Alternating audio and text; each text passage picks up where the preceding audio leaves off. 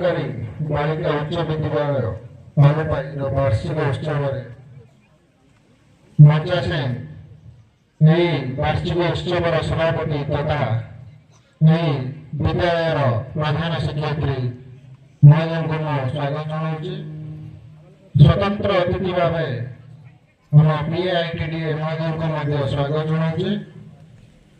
ରାମନଗଡ଼ା ବ୍ଲକର ତହସିଲଦାର ମହୋଦୟଙ୍କୁ ମଧ୍ୟ ସ୍ୱାଗତ ଜଣାଉଛି। ଆସିଥିବା ରାୟଗଡ଼ାରୁ DI ମହୋଦୟଙ୍କୁ ମଧ୍ୟ ସ୍ୱାଗତ ଜଣାଉଛି। ଆମ ରାମନଗଡ଼ାର ଜିଲ୍ଲା ପରିଷଦ ମହୋଦୟଙ୍କୁ ମଧ୍ୟ ସ୍ୱାଗତ ଜଣାଉଛି। ଆମ ମାନ୍ୟବର ସାଂସଦଙ୍କ ପ୍ରତିନିଧି ମହୋଦୟଙ୍କୁ ମଧ୍ୟ ସ୍ୱାଗତ ଜଣାଉଛି। ତା ବାଦେ ଉପସ୍ଥିତ ଥିବା ସମସ୍ତ ସମ୍ମାନିତ ଅତିଥି ଏବଂ ମୋ ସାମ୍ନାରେ ବସିଥିବା